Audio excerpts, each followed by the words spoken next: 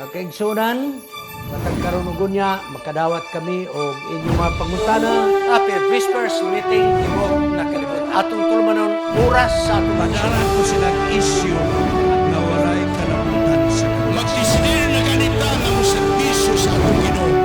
Ang yawa, pangita o pamagi, mo-offer na mura-mura po ug iya sa Diyos. Ang inahan kaya ariglaran ang napulog na mga anak. pinako kalimutan ingon sa Ginoo. Nga ang tanang mga kalisod iyang isukli.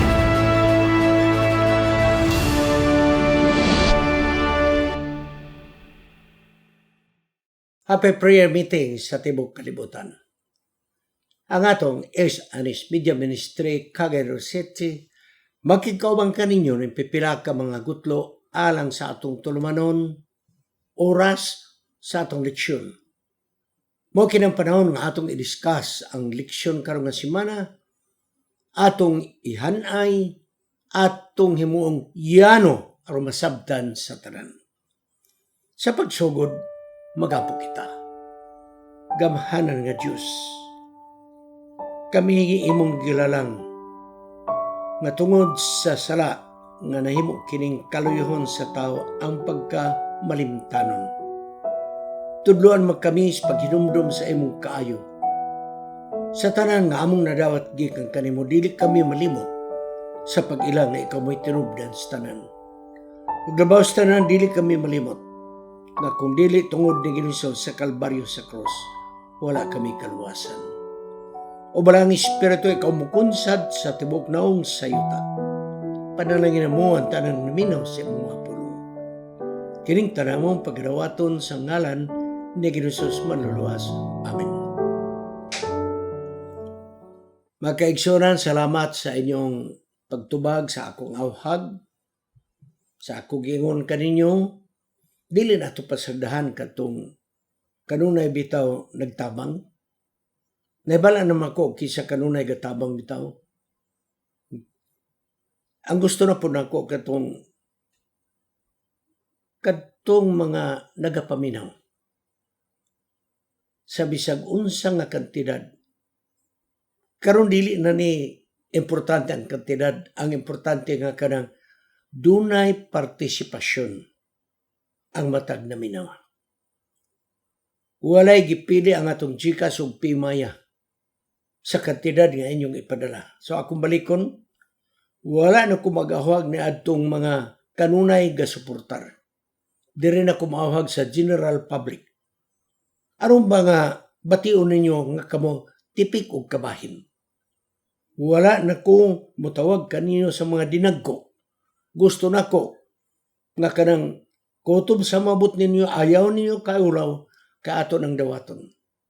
Kay walay gagmay, walay dagko sa tubangan sa Dios, basta kitang tabang. Ako balikon, ang gusto ko lang makita nga adunay participation sa general public, regardless of amount. Salamat mga kaigsunan. Ang ato karong uluhan, Memorials of Grace. Mga handumanan sa grasya. Handumanan. Di ba? Sa among panahon, pagka manag-uyab, naday mga gitawag remembrance, handumanan. No? Bisag gamay nga butang. Sa una, pwede naman panyo, bordahan og pangalan, ihatag sa lalaki. Niyang babae po, mangita po, usa po iyang ihatag, handumanan.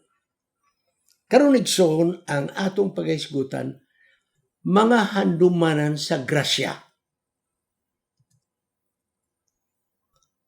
Sa Joshua chapter 4, 23 to 24, nag-ingon din kay ang Ginoo nga Dios nagpamana sa mga katubigan sa Jordan, hangtod nga kamo miagi, o ang Ginoo nga Dios iyang gibuhat sama siyang gibuhat dito sa mapulang nga dagat, nga dinyo sa gipamalaog sila miagi usab, og ang tanang mga tao sa yuta na sayod nga kamot sa Dios hilabang kakusgan, aron nga kamo makabaton og kahadlok sa atong Dios nga Ginoo nga walay katapusan. Kita igsoon kanang prone to forget ta. Kanang madali kita makalimot. Na ako nabasa ng article nga tigulang dili buti sabot nga kanang bang malintano na gyud siya. Dili. Naghuot lang memory kay di man ma-delete. Oh.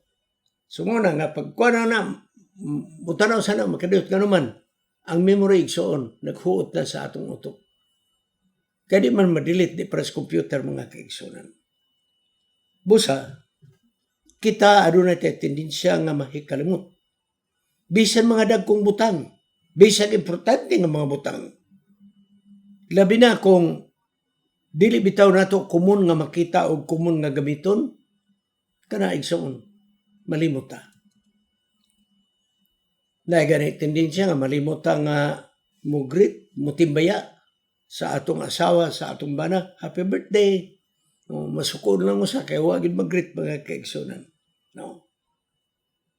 Usay, malimot ta pag-greet sa atong wedding anniversary o guban pa.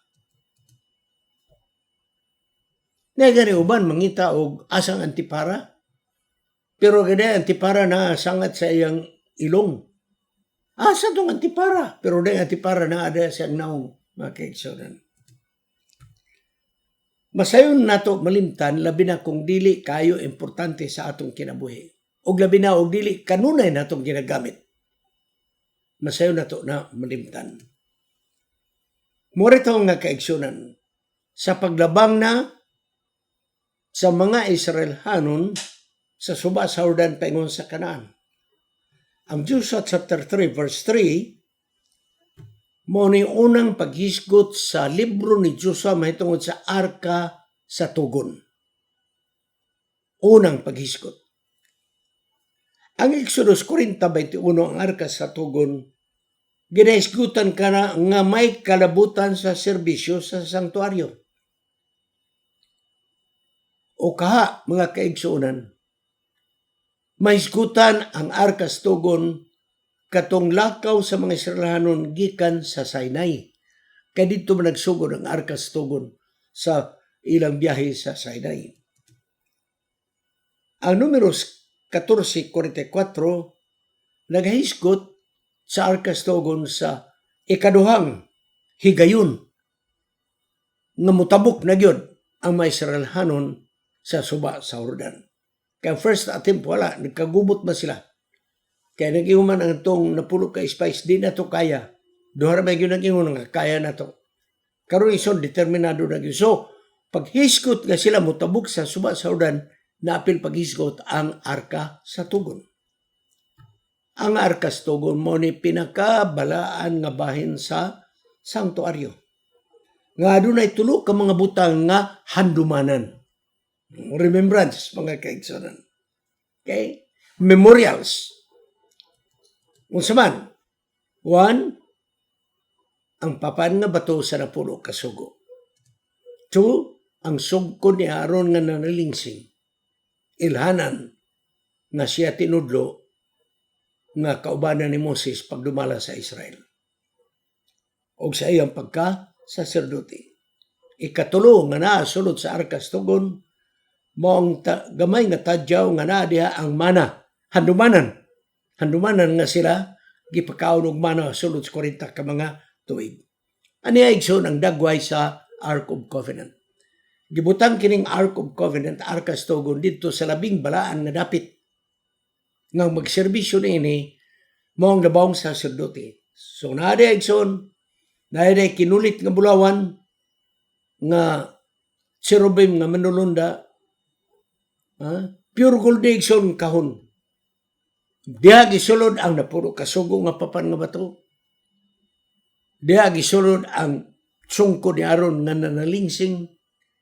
Diha gisulod ang gamay nga tadyaw nga naa diha ang mana, mga kaigsunan. So kining Arka sa Tugon, handumanan kini, mga kaigsunan. Ang Arka sa Tugon, preparasyon kini sa pagtabok nila sa Jordan. Kay handumanan kini, mga kaigsunan, nga dili matabok ang subas sa Jordan kung walay Dios nga makigubang kanila. Kaya nga arka sa tugon balik ta sa sanktuaryo, simbolo sa presensya sa Dios. Ang ilang kadaugan sa pagtabok sa subas sa Jordan, pinaagi sa ilang pagka-matinumanon, pinaagi sa panahon nga gitugot sa atong Dios, pagka-matinumanon sa iyang kamanduan ug kasuguan. Gani mga kaigsunan, sa Exodus 25, 22, numero 7, 25, gihulag ko diya nga dunay mga cherubim, ito akong ipakita ninyo. Nga na diya sa trono sa Merseset, ibabaw sa taklob sa arka sa tugon. O unya mga kaigsunan, di niya ato makita nga arka sa tugon, tipik o kabahin o importante yun nila sa pagtabok sa subas sa Jordan. Aron ilang daugon ang Kanaan, mga kaigsunan.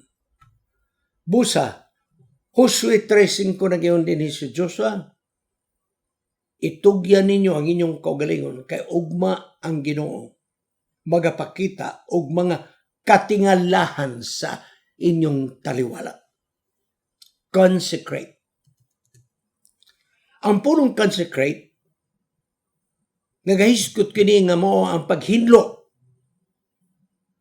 sa marani adtong mga saserdote nga sa wala pa sila magdawat sa buluhaton, gipangkaligo sila seremonyal, gihinluan sila, unya gidihog sila, gi-consecrate. Exodus 28:41. Busa, karon mga kaigsunan, aniya na ilanang ang mga saserdote na mao'y yayong ilang giyayungan ang arka sa tugon. Gikan sa Sinai baktas paingon ngadto sa Kanaan ang mga saserdote o kaha mga libinhon mo'y nagpasan. Walay ordinaryo nga tao nga makahikap ni makapasan sa arka sa tugon. So mga kaigsunan karapulong consecrate, itugyan ninyo. Amot ipasabot nga atong isalikway ang atong mga sala. Tangtangon nato kadtong atong mga batasan o kinaya nga mo ato tag mga Diyos. Ang Numbers chapter 11 verse 18, ang mga Israel usab gisugo. Pagtugyan kamo sa inyong kagaling kaugma, nangita mangyud mo mong kaon mong karne ugma. Paluparon ako ang mga kwel, ang mga pugo, aron inyong maka-consecrate. Ang Deuteronomy 23:14, ang Diyos nag-awag sa mga Israel, sa dili pa mo adto sa gubat, kinahanglan inyong i-consecrate ang inyong kagalingon, set aside sa inyong mga sala, maghinlo mo sa inyong kagalingon. Karon, mutabok na sila sa subas sa Jordan. Mao nga dinhi ang ilang pagtabok sa Jordan, ilang unang i-consecrate ilang kaugalingon, ilang itugyan ilang kaugalingon, ilang isalikway ang ilang mga sala.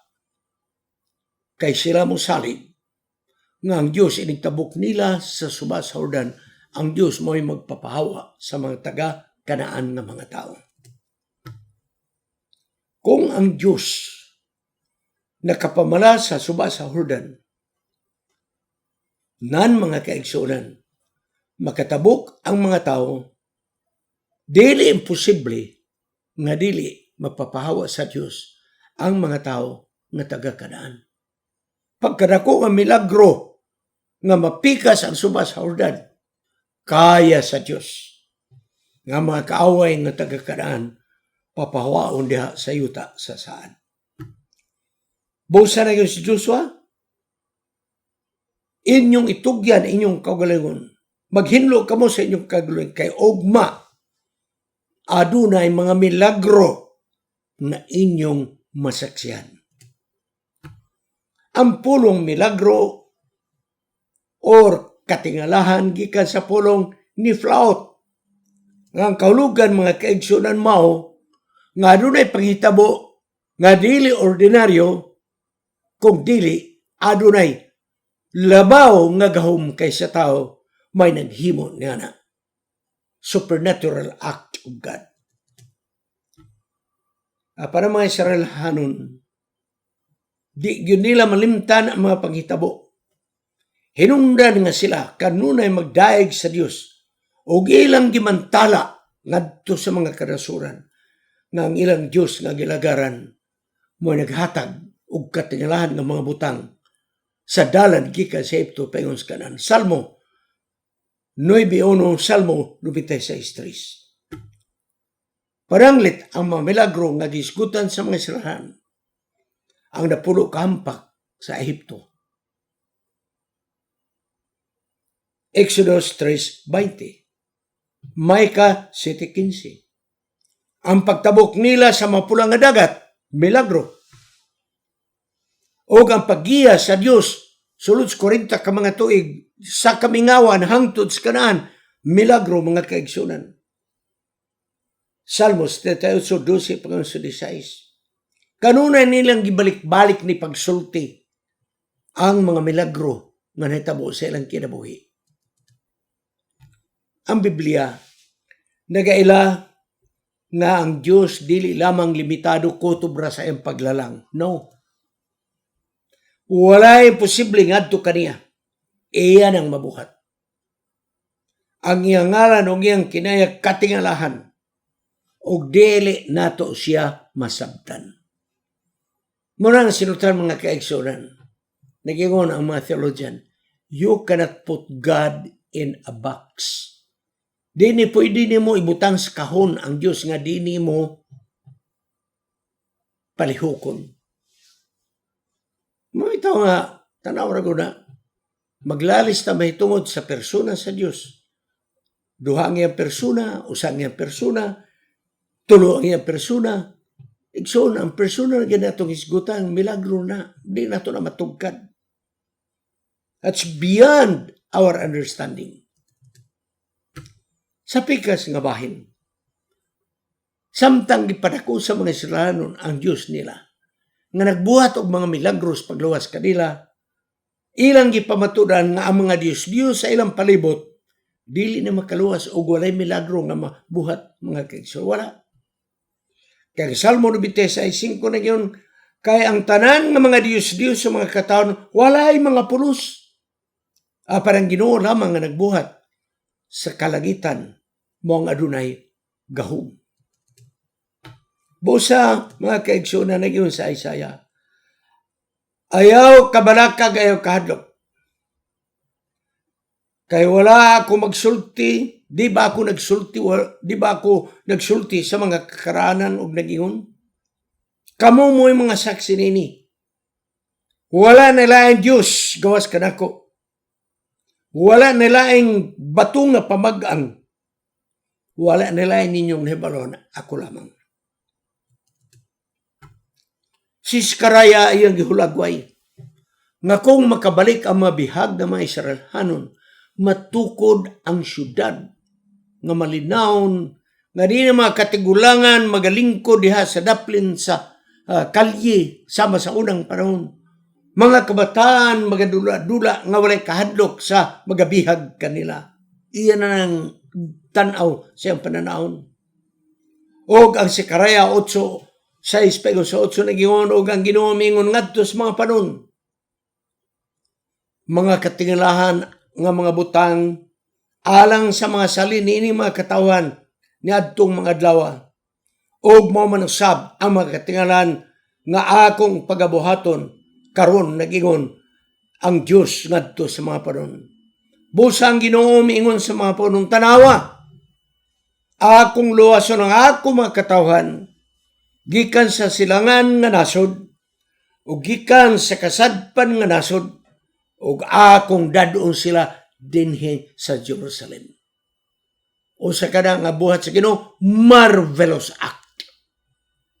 Marvelous act. Busa, sa diha mga kaigsunan silang Joshua nakatabok ng suba sa Jordan. Joshua Kapitulo 4, versikulo 2-3 na yun, ang leader sa mga tribo mo ani, magdala kamo og bato kutob sa inyong madaog. So 12 ka bato kay 12 man ka tribo. Ug ila kining gipatong-patong mga kaigsuonan. Ilang gipatong-patong. Nganuan, kay mga kaigsuonan, katong mga bato nga ilang gipatong-patong, handumanan to. Handumanan sa milagro nga gibuhat sa Dios nga sila mo nilabang sa suba sa Jordan nga mala ang ilang paglakaw. Katong bato nga ilang gipatong-patong, handumanan to nga di malimtan sa mga Israelhanon nga dunay katingalahan nga gihimo sa Dios alang kanila. Igsoon, importante ba yun natay handumanan? Human sa lunok, gipakita sa Dios ang balangaw, rainbow. Handumanan, ilhanan, nga wala na ilunok, universal. Ang dugo sa karnero nga gipahid didto mga kaigsuonan sa pultahan sa mga tent sa mga Israelhanon nga manlunda nga nagdalag kamatayon sa mga kinamagulangan sa mga Ehiptohanon. Mo labay lang. Kadto nga dugo mga kaigsuonan handumanan. Handumanan nga adunay mamatay sa unahan sa kapanahunan. Nga katong dugo sa Bisaya mo usab ang magluwas gikan sa kamatayon sa kalibutan. Ugon niya ang Dios nagbuhatag og adlaw nga igpapahulay, ilhanan, handumanan nga siya mo'y naglalang sa kalibutan. Sa mga Israelhanon mga kaigsuran, wala magsugod ang pagpatong-patong og bato nga mahimong handumanan. No. Bisan pa man si Abraham, kung sila makapuyo niya anang dapita, magpatong-patong dayon og bato, diya sila maghalad og mananap og kadto nga bato ilhanan nga usa ka panunana diya si Abraham nakapuyo. Ang Dios nagpabarog usab og mga monumento aron nga ang tao di makalimot sa mga milagro nga nabuhat alang kanato. Busa ang Dios adunay mga ilhanan nga mahimo nga ilhanan nga di gyud malimtan sa mga katawhan hangtod sa kanturan. Sama sa unang panahon may mga bato nga gipatong-patong, handumanan kini sa sumusunod nga kaliwatan. Kay kung mga matay na katong nitabok sa suba sa Jordan, ang nagsunod nga kaliwatan makahinumdom sa milagro mga kaigsunan. Busa mga kaigsunan, nagingon ang Ginoo kini mo ilhanan alang kaninyo, kini mga batong nga gipatong-patong. Kay kung ang inyong mga anak mangutana kaninyo, unsay kahulugan nining mga bato, nan kamo magaingon, handumanan kini namo, nga pagtabok namo sa suba sa Jordan, napikas ang suba sa Jordan, ug nag-una ang arkas tugon sa Ginoo, ug pag-agi namo sa suba sa Jordan, napikas kini busa kining mga bato, handumanan kini sa walay katapusan nga milagro sa Dios among nagyan. Sa pagtabok sa mga Israelhanon sa mapulang nga dagat, ilang nasinatian ang katong gitawag first generation, katong original gyud nga migikan sa Ehipto, moto ang labang sa suba sa mapula nga dagat. Paingon sa yuta sad